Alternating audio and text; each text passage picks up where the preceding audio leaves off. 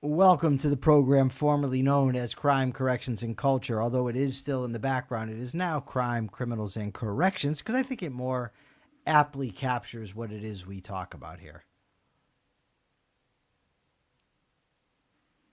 Now, we could have done Crime, Criminals, and the Culture of Corrections. That would have been better. Crime, Criminals, and the Culture of Corrections. That's going to be the name. Persephone's going to get me the... That's third time's the charm. Crime, criminals, and the culture of corrections. Crime, Criminals, and the Culture of Corrections. Yeah. I'm your host, Michael Liebowitz, here with the wonderful Persephone, by the way. Just trying to get this so I can share it. That's kind of important. Send it to Mark. Mark probably won't share it because he's, well, whatever. But we'll send it to him anyway. He tends to share these things. So, Persephone, I didn't tell you. Oh, by the way, we love super chats, super stickers. Please bring them. And channel memberships. Become a channel member. Become a channel member. There's lots of content. Yeah.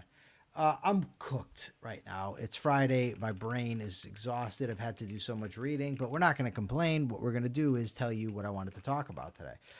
The other day when I was here, I talked about this story in Connecticut with the 6 COs, correctional officers, being assaulted by the inmate. And, you know, what you got in the comments was predictable to me. You had the people that were defending the correctional officers, in essence, saying the inmates get whatever's coming to them. They deserve nothing, you know, punish, punish, punish, punish. And the people defending the inmates are all about, oh, my God, prison is so horrible. They're being mistreated. You know, they're being treated inhumanely. This is a dynamic that I've been facing ever since, well, as long as I can remember, but especially since I've gotten involved in discussing issues of corrections. You essentially have one side that says criminals are trash.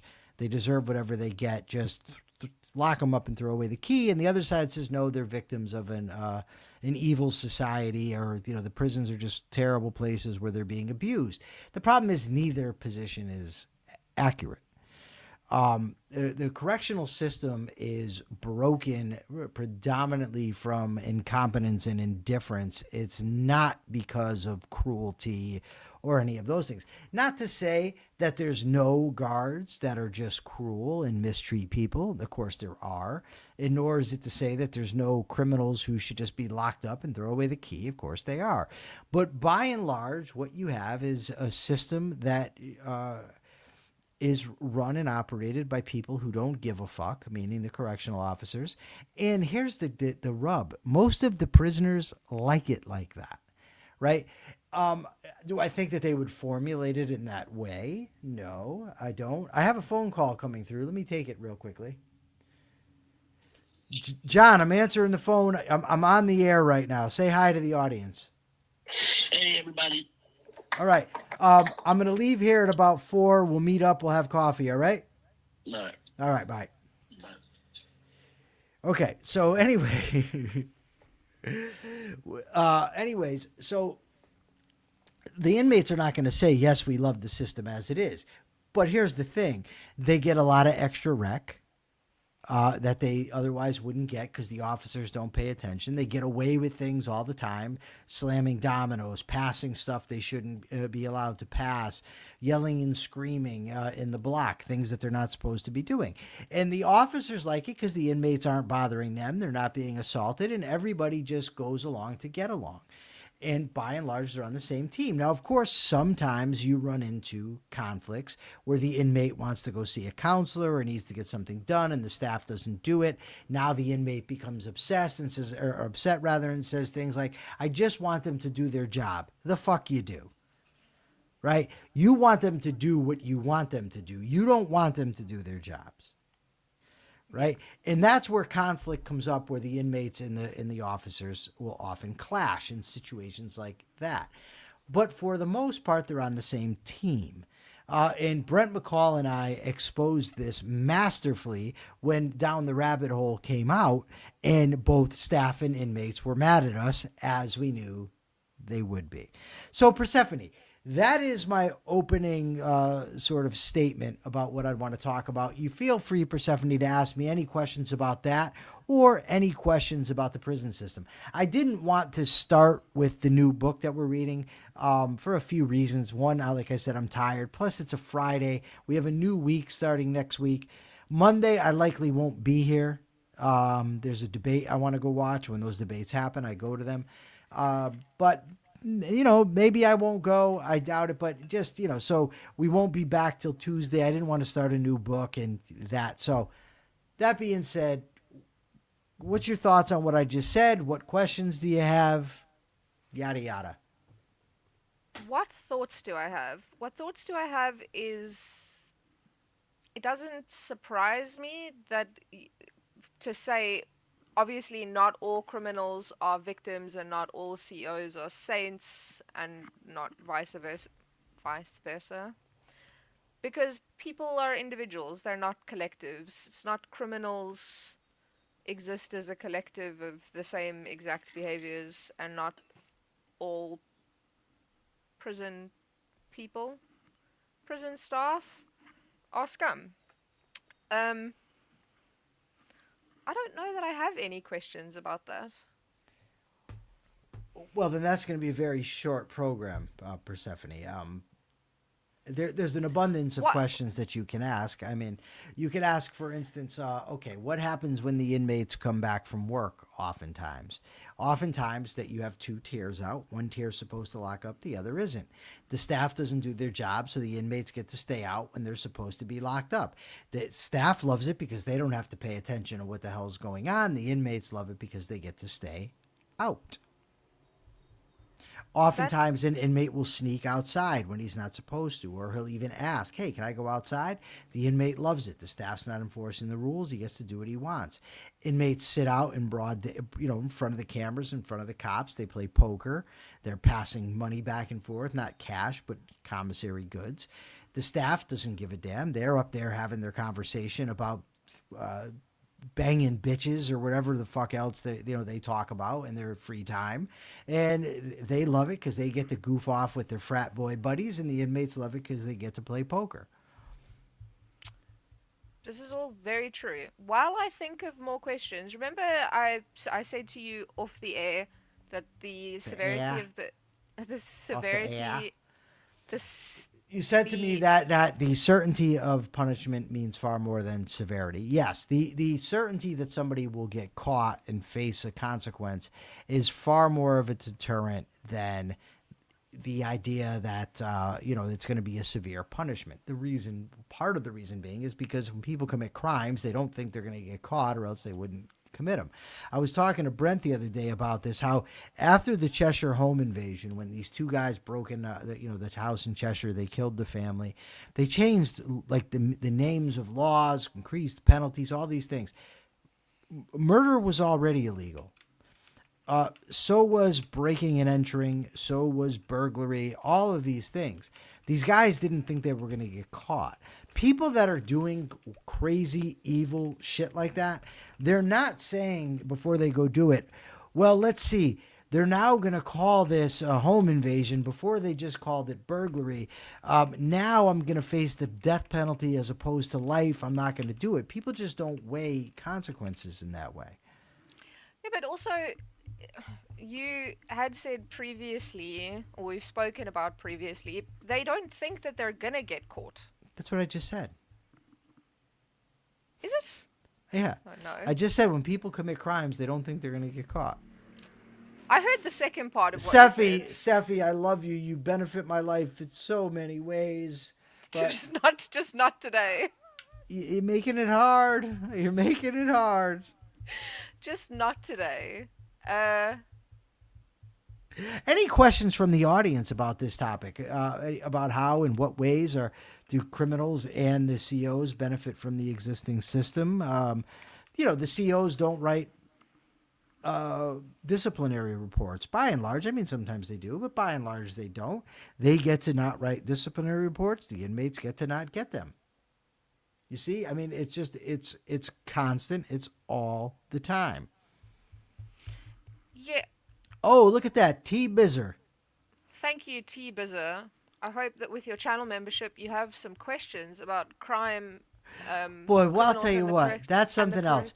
This guy, it just signs up for the channel. It's a great thing. And what do you welcome him with? Responsibilities. Hey, since you signed up, why don't you do us a solid and ask some questions? Yes, why don't you do us a solid and ask some questions? Have you done any reading in what works and what doesn't in reducing recidivism? Like the first couple of pages. Like, what do you mean Yeah, the first couple? like the first. So yes, Ian Gilmore, this is a very solid point. Yes, there's a lot of rules that just make no sense. They're absolutely stupid, and they could just get rid of them. Brett and I think, tallied about a full third of the rules are virtually never enforced. Yes, getting rid of them would be a very smart thing to do. Like, for instance, you can't eat out in the block. That's an idiotic rule. Nobody follows it. Nobody enforces it. I mean, that's just one example. It's contraband if you empty out your peanut butter jar and put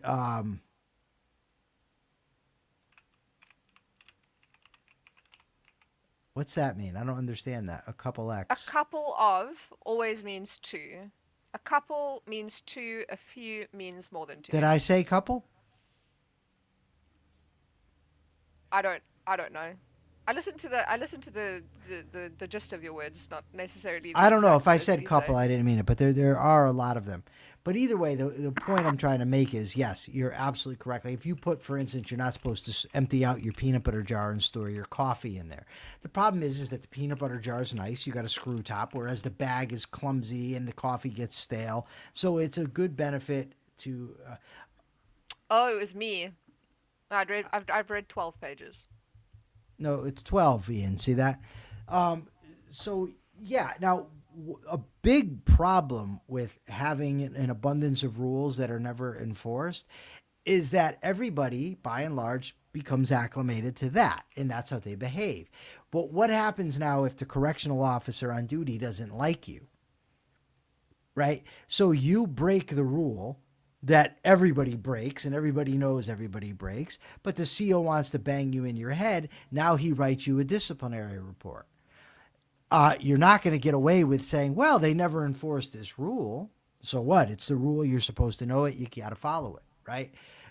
Like, for instance, at McDougal, where I did the vast majority of my sentence, there are buzzers in the cell that you buzz them and it gets to the, it goes to the desk, and then the CO knows to let you out. Now, the rule is you're only supposed to press that in case of medical emergencies, right? That's the rule. That's not how it works. If the CO will say, buzz me when you want to come out. You also, by the way, the rule is you can't yell out the door.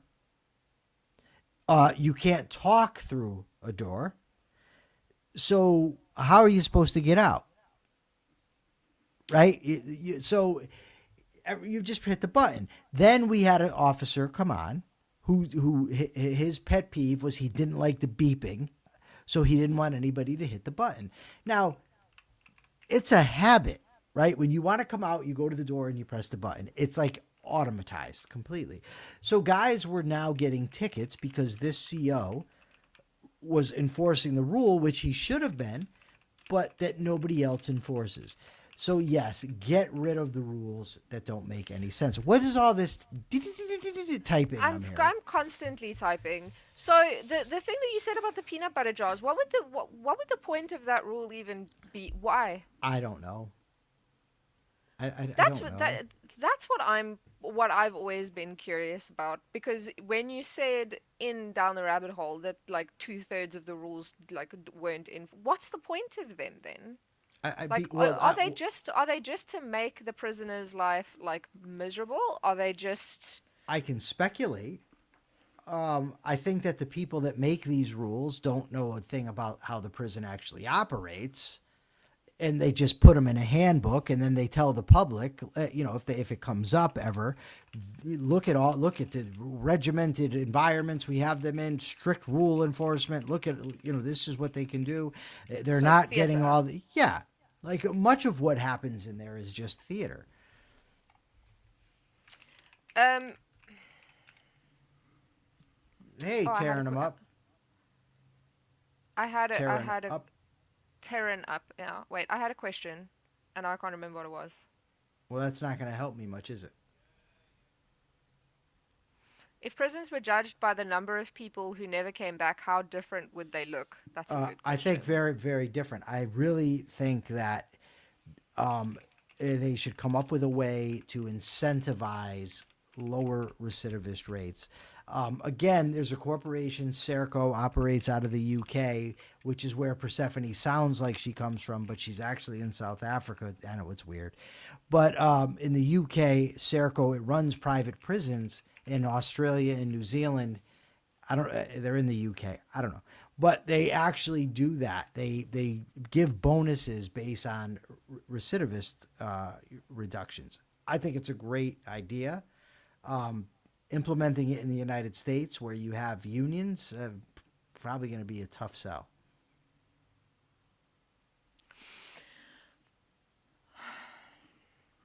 What's this? This is such a difficult one for me. You know why? Yes, Because I want to know why. when we were doing down the rabbit hole, right? Yeah. A huge chunk of the conversation that we were having in down the rabbit hole was specific instances of this exact thing, of like how the culture fucked the prisoners over and like benefited the CEOs. So like I feel like a lot of the questions that I would have wanted to. You're misstating it. You're Okay. misstating it, and that's why I interrupted you, because it's important. It's not that it's benefiting COs and screwing inmates. The people that both. the people that it screws are first the taxpayers. Yeah.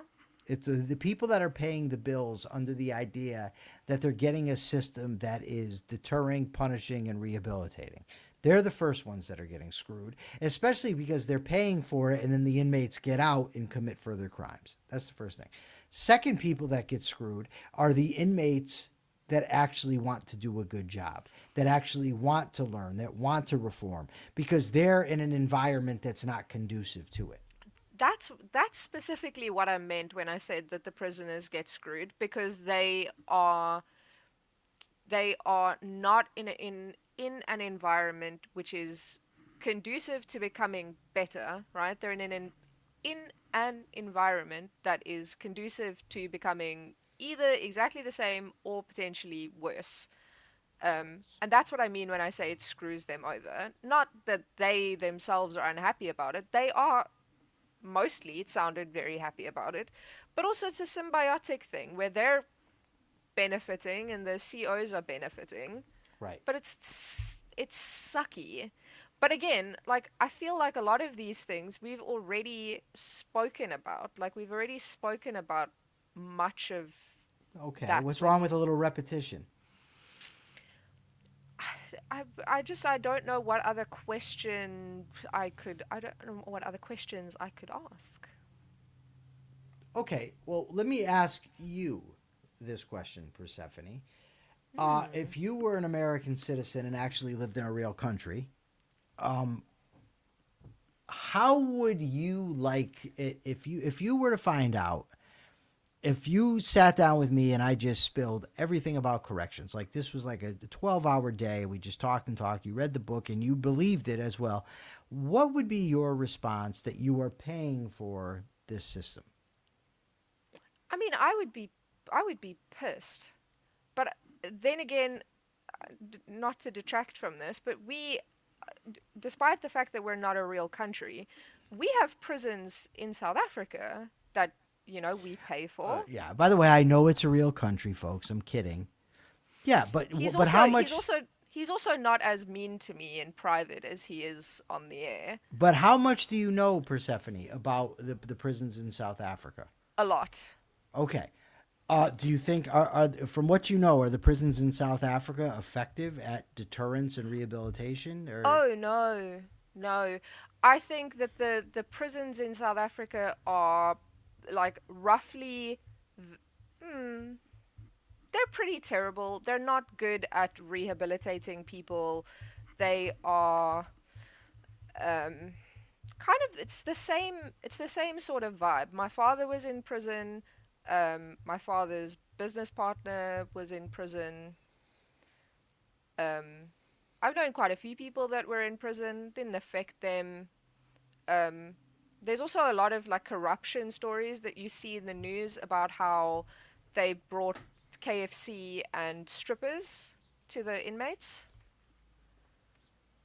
Doesn't surprise me. How does that not surprise you? Because it surprised me because I was like, what do you mean that they brought strippers and KFC to the inmates? Why? Well, it wouldn't surprise me. Well, the inmates could be paying them. They're giving them money, having their people send them money. I mean, there's an abundance of reasons why, but it doesn't surprise me. It wouldn't surprise me here. I don't, and I have no reason to suspect that government-run prisons elsewhere are, much different. Other than, I mean, they might be, a little bit more unsanitary, or a little bit run more cruelly, or a little less cruelly.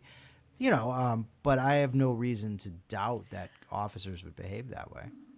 Yeah, so I mean, the prisons in South Africa are already not great, and I'm already not happy about that. But I wouldn't even know where to start to change, because as we've been talking about this, and I asked you this, I said, is this a system that is fixable, or is it something that would need to be like completely destroyed? And you said it's fixable with a lot of hard work.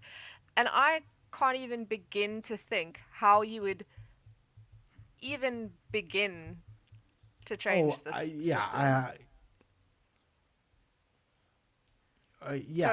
So Taryn Up says to get by in a corrupt environment, it's probably easier if you become corrupt as well. Right. Which is probably what happens to the correctional officers that actually take the job and want to do a good job, want to, uphold their oath, and all that is they're quickly just swamped with pressure from their coworkers and their bosses. I had a conversation one time with a correctional officer, because they'll do stuff like collective punishment. So if 3 or 4 guys are late locking up, they'll say, okay, because of inmate, jerk Jackamoff, nobody is, you're coming out 5 minutes late. Everybody's losing 5 minutes for your rec, or 10 minutes, whatever. And I said to him, I lock up on time. Why am I being punished for what that inmate does? Why don't you just write that inmate a ticket? And he told me, well, if I wrote that inmate a ticket, the brass who has to sign off on the ticket would tell me, learn how to run your block, and he'd rip the ticket up. So, I mean, that's what they deal with. So even if they wanted to do a good job, there's enormous pressure not to. Who do you think would have, if you could, how do I phrase this question? I don't know. If you could, like, by magic, make one, either the criminals or the COs, if you could make them decent, right? Who do you think would have more power to change the system? If you could just magic all of What do you mean? I don't understand. So if you could, by magic, right, make all criminals, like, they all know the criminal thinking areas and they're all dedicated to changing their lives. Seffi, if I could do that, we wouldn't need the prison. No, I know. But you're asking me what would change the prison. Obviously, if I do that, they all get fixed. Yeah, okay, well, you weren't fixed just by virtue of wanting to be better. You still had to be punished. No, well, I mean... You still had to serve your sentence. But here's the problem. Your sentence. That's true. But if every inmate started to want to do the right thing, then you wouldn't have the situation that I'm talking about, where the inmates who are making a disturbance are allowed to do so. So the inmates who are trying to get better are screwed. You'd have all the inmates trying to do what was right, and then they'd be open to feedback from their fellow inmates, and it wouldn't be on the staff.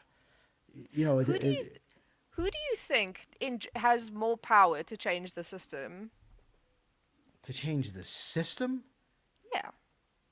Well, I mean, of those two staff. groups. I mean, the staff have taxpayer money and that they're relying on. The staff would have more power to change the system. I don't even know what you mean by, like, I don't know how the inmates would change the system. It's really difficult to explain, because you're talking about the fact that both both the inmates and the COs benefit from things being fucked up, right? Right. So let me ask you a question. If the inmates, say that the inmates all decided they wanted an environment that was going to be conducive to personal growth, and I could make them all know what that environment was, but they, you needed to have the programming there, you needed to have the staff operate the way that they should, that sort of thing, right? Okay. So the inmates all start complaining. Listen, we're in prison. They're not giving us the opportunities that we need to. So many people, when they hear criminals talk, they just say, oh, they're criminals, they're lying. They dismiss it. The staff would come out and say they're lying. That's not what goes on. And a good percentage of people believe that.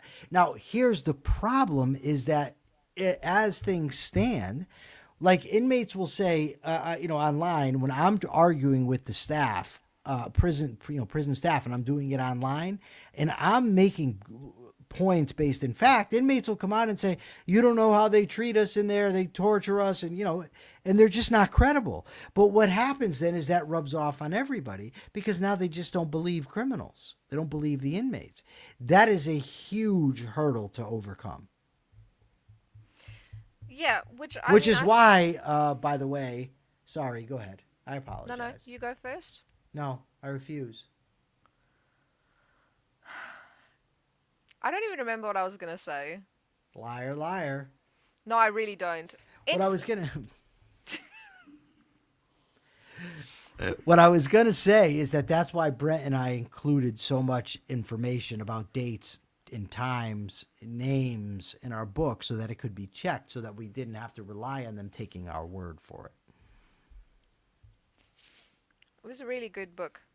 Really I agree. Really frustrating to read. Frustrating. Really. All right, look. Go ahead. I think you're doing it on purpose. Like right when I'm about to talk. I'm actually really not. You jump in. It just happens. Yeah, you're like, oh, I have nothing to say. So then I'll go to talk and you'll say, it's just. And then I'm like, okay. Look, we're tired. We're goofy. We've done 27 minutes. We're going to cut out early because it is Friday. Everybody have a great Friday night. Have a great weekend. Remember, if you're joining us from X or from Twitch, the YouTube channel is The Rational Alternative. We have a lot of great content on here. We do the Capitalist Corner every day during the week, Monday through Friday, noon Eastern Time, 9 Pacific, at 2:30 p.m. Eastern Time during the week. We do everyday ethics, and 3 times a week, Mondays, Wednesdays, and Thursdays. Normally, today was special, 3:15 p.m. Eastern Time. We do crime, criminals, and the culture of corrections. That's the new name of the show. Also, tomorrow, 12 noon, we'll be discussing education, 12 noon Eastern Time, with Megan Ribbons on the Capitalist Corner weekend edition. And if you become a member, we've got a lot of great stuff and a lot of great stuff coming down the pike. Thank you, everybody, for participating in the conversation. And thank you, my wonderful friend, producer, and co-host, Persephone. I tease Persephone, but without her, I am lost. Thanks, everyone. Have a great weekend.